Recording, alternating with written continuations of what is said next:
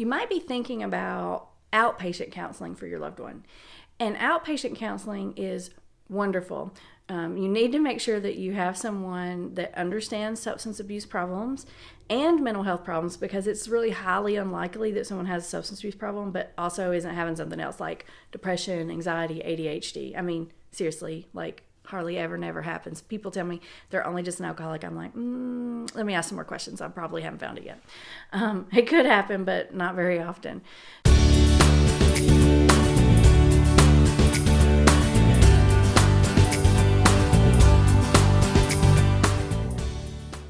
So having someone, a counselor that's trained in both is super important and super helpful. When you would want to choose that level of care, which is sort of the lowest rung or lowest level of care in that continuum, you want to do that either, I call it, in the beginning stages or in the maintenance stages. So like a lot of times at Hope for Families, one of the things we're really good at is dealing with people who are in denial, they don't think they have a problem, and bringing them through those very beginning stages of change and getting them to sort of come around to the idea that, I got a problem and I need to do something about it. So if you're looking for help for your loved one and they're in that just sort of like very beginning stage and they don't even think they have a problem and you're starting from seriously ground zero, you got to get them to first decide that there is a problem. Outpatient counseling is a good place to do that.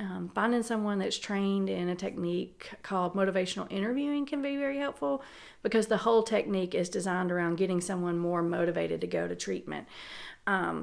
So the counselor needs to be able to meet that person where they're at. If you've got someone in denial and the counselor goes in and they start talking to them immediately about you got to go to 12-step meetings every day or something like that, they're going to lose that person, because that person's going to be thinking, you don't know me and I'm not alcoholic and I'm not going to know AA. So you got to start, we'll call this like a prereq. Before you can even get in the Big Daddy course, you got to do like the pre-work. Like before you get in algebra, you got to take pre-algebra. So think of it like that.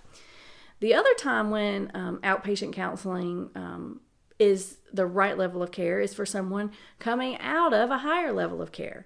So a lot of times when people are stepping down out of residential treatment or intensive outpatient treatment, they're probably going to have or need an outpatient counselor to follow up with them. And that's somebody that usually outpatient means you're going like once a week, you're meeting with your counselor in their office for about a week, and this person sort of follows you.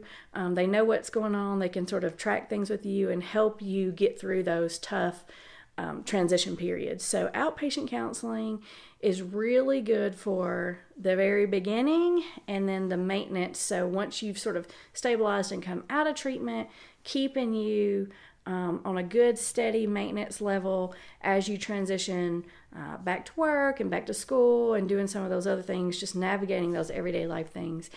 It's really important to find an outpatient counselor and look for someone that's trained both in substance abuse and mental health to have the very best, the best of both worlds, the best possible results.